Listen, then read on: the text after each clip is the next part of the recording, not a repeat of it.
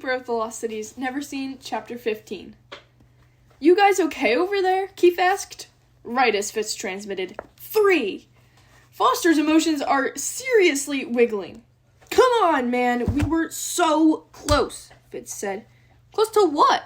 Keith and Dex both asked at the same time. Nothing. Sophie scooted her beanbag back, needing room to breathe. You're blocking me, Fitz said, his tone more hurt than accusatory. I am? Sorry. But it felt good to have her thoughts all to herself again. Had she actually been considering telling Fitz she liked him? She shuddered to think about what would happen. Seriously, you okay over there, Foster? Keith asked. You, Fitz told Keith, have the worst timing ever. Keith smirked. I try. Fitz's eye roll was epic. Sorry, he told Sophie. I'm not mad at you. I just really thought we were making progress. She looked away. She knew she wouldn't die if Fitz didn't like her, but it would be crazy humiliating. And how would they ever be cognates? But how would they ever be cognates if she was hiding secrets from him? She sighed. Everything would be so much easier if she could just get over her silly crush.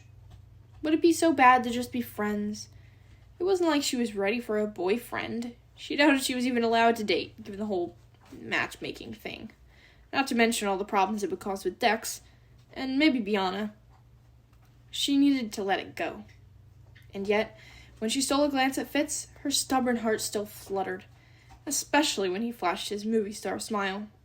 Whoa, there's a whole lot of staring into each other's eyes going on, Keith said. Let them work, Della told him. And you should be working too. Really working. Not flipping pages and complaining. The Black Swan gave you that book for a reason. Right, because they're more evil than we think, Keith muttered under his breath. So, Fitz said through the silence that followed. Sorry I blocked you, Sophie mumbled. I'm getting used to it, but do I have permission to go back in? Keith snickered. Smooth, dude. They both ignored him. Sophie gave Fitz permission, and within seconds, she could hear him in her head. At least her subconscious still trusted him, even if her conscious wasn't quite brave enough. Sorry again, she thought. It wasn't your fault. He glared at Keith, and Keith blew them a kiss. He's lucky I don't shove that book somewhere. He really won't appreciate it. Especially since I'm guessing you're not going to tell me whatever it was you're about to say. Maybe another time, when we don't have Keith paying such insanely close attention. I guess that makes sense. Okay, we should get started on this exercise. They agreed to take turns, and Fitz went first. Favorite animal? He asked. Instantly, Sophie pictured her pet Iggy. Huh. I guessed you would say Sylvanie, Fitz asked. I know, me too. Leave it to her to pick the stinky imp over the majestic alicorn. Then again, she never thought of Sylvanie as an animal. Plus, Iggy breath might be toxic, and his farts could be weaponized, but he needed her just as much as she needed him. Okay, she said, favorite subject in school? Telepathy. Her face flashed through his mind, and Sophie had to force herself not to wonder what that meant.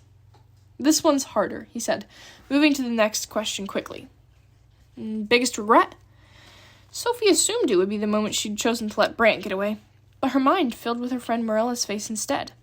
Maybe it was because, deep down, she knew that she had to let Brant go to save her friends.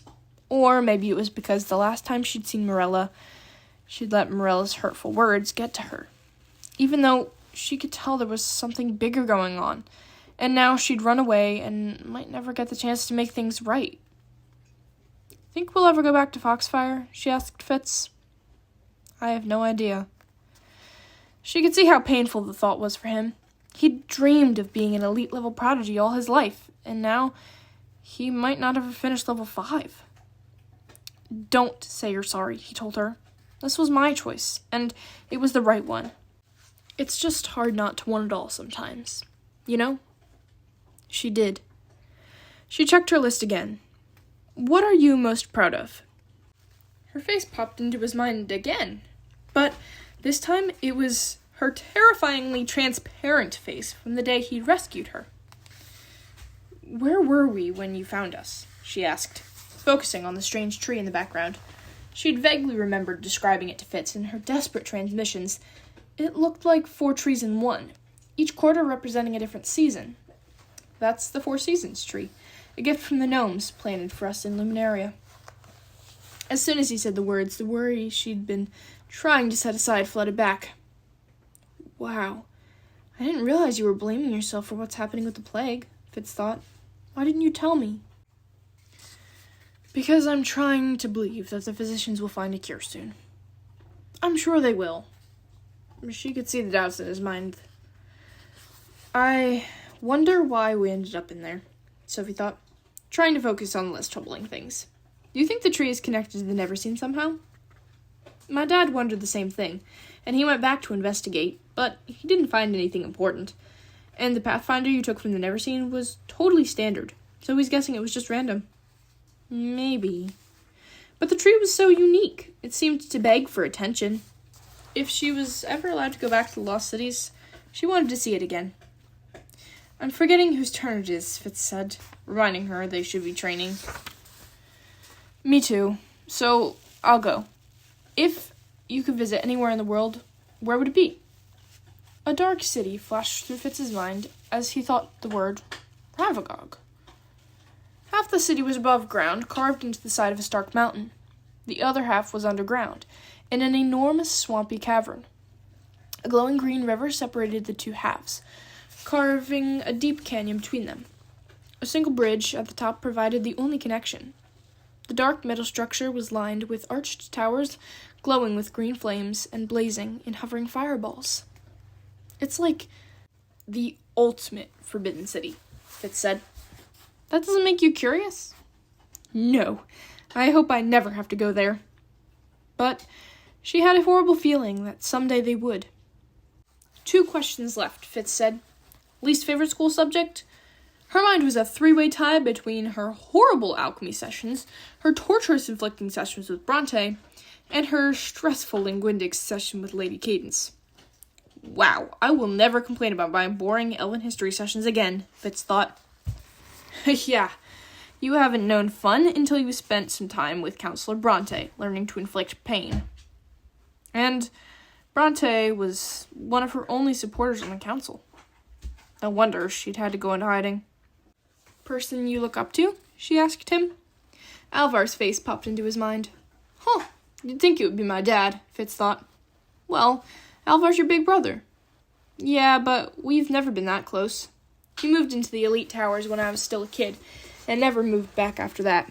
Plus, he's spent huge chunks of time with the ogres. I'm lucky if I see him more than twice a year. But maybe Fitz's thoughts were cut short by Calla bursting into the room. Sorry for the interruption, she said, stooping to catch her breath. I could not reach the collective, and this cannot wait. 2 of our guards have just arrived with an emergency report. What guards? Sophie asked. The gnomes keeping watch over one of the neutral territories. They saw a member of the Neverseen.